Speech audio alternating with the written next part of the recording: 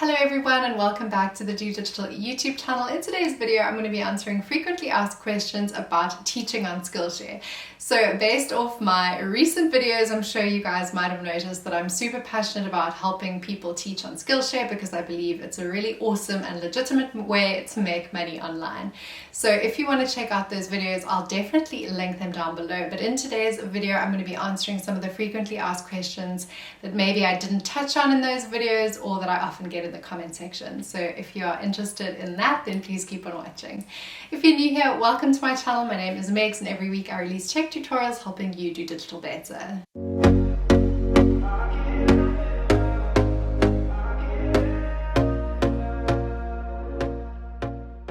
So the first question that I get is, do you have to have a premium membership in order to be a teacher? And the answer is no. So what I would suggest if you're first getting started is using a referral link. So you can click on mine in the description box below and that'll give you a 2-week free trial. So you're able to see for 2 weeks exactly what content is on the platform, how people structure their courses, and there's a lot of really great nuggets in terms of watching other people's courses that you can work out, like, oh, an overhead camera is a great idea, or a second angle or second camera will make my course that much more interactive, and a bunch of things that you probably just have not thought about. So I would really suggest leveraging that 2-week trial to the absolute maximum, and then if you are not in a position to carry on with a premium membership, obviously cancel, but it won't impact on your ability to be a teacher. So I actually don't currently have a premium membership, but mainly because I just don't have the time at the moment. But if I'm ever in a position to consume the content on the platform, I would have no qualms with upgrading again. But no, for the purposes of teaching, you don't have to have that ongoing premium membership coming off your credit card every month. So the second question that I get a lot is how much money I make on Skillshare, and I've been pretty transparent with you guys in my last couple of videos on that, but for anyone who has not yet watched some of those videos, just to break it down for you guys, so I've been teaching since May of 2020 on Skillshare, which makes me about 8 months in. And I've made $2,600 excluding January. So, I mean, we're on the 23rd today. So that was from May of 2020 till December 2020.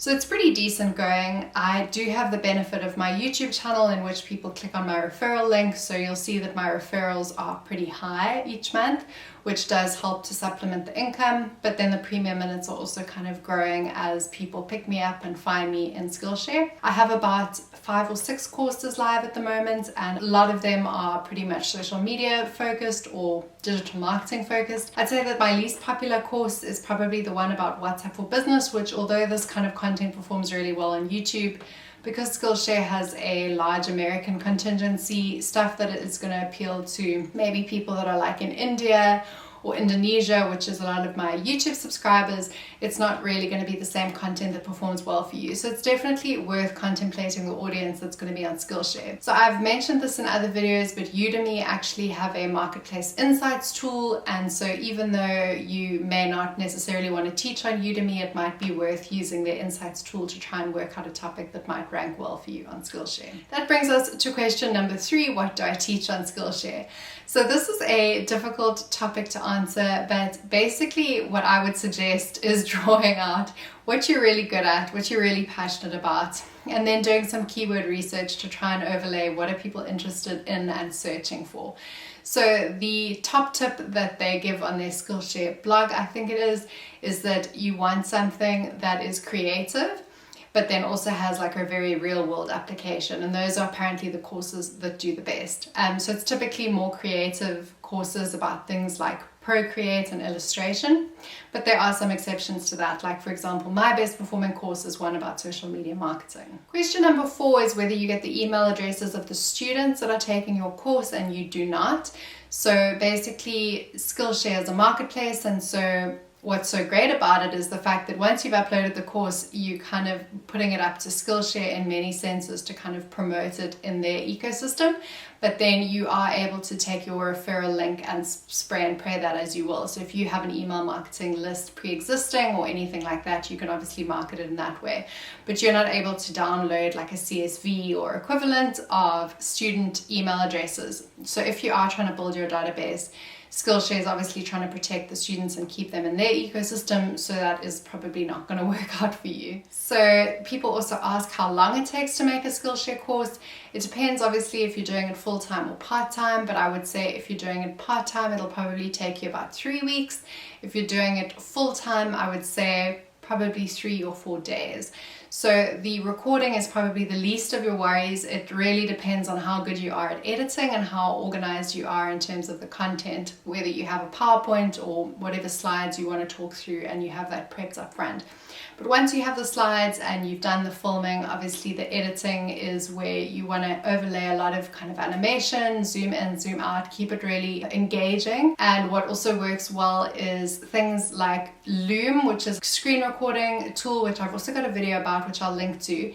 But basically that allows you to put either an avatar or your actual face talking through the slides without you having to edit 2 totally separate video clips and then kind of superimpose them upon one another.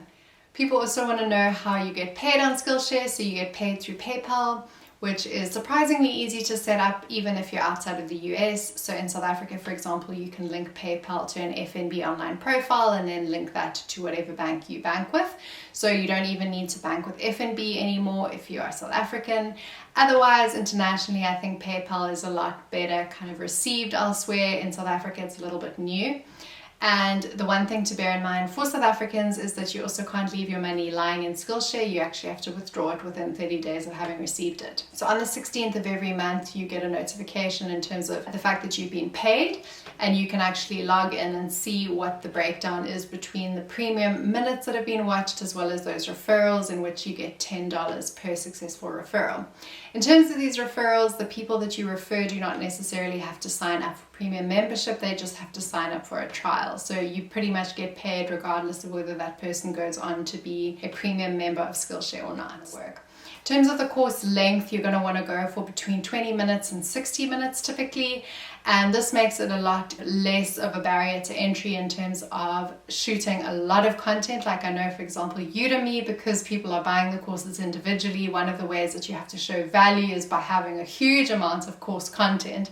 And thankfully with Skillshare, because the person's paying a monthly kind of fee that ticks over much like Netflix, they are less kind of worried about how long your course is and how much value that they're going to get, because even if it's a 20-minute course, it might actually be more valuable to them, the fact that you've managed to pack so much action into a relatively short course. Another question that I frequently get is whether you can post your Skillshare course anywhere else.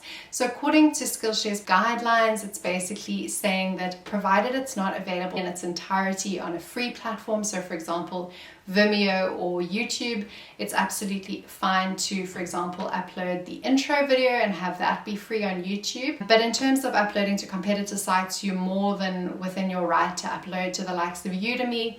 It's just the fact that it needs to obviously be pay gated in any instance, so that someone can't then later find your course for free and be like, that's such a ripoff that I actually had to pay Skillshare's premium membership in order to watch. So as a course creator, you do have a bit of flexibility, because once you've created your course, you can choose for the course to be paid or free. So you could offer like a free, maybe like a lead generation thing, in which case people do not need to be signed up for Skillshare.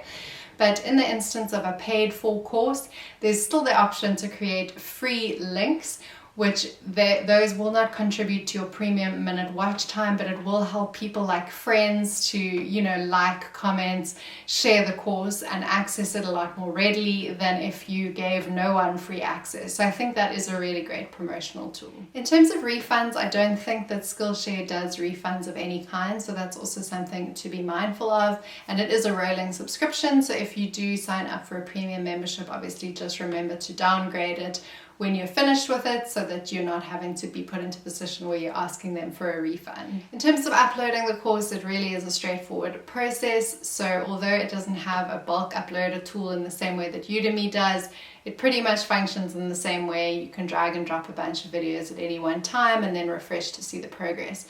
So the uploading is really just going to come down to your connectivity and your internet speed. What is a little bit more time consuming is that there is an approvals process, but please know that once you publish your course, it automatically shows before it goes through the approval process. So that's a little bit confusing.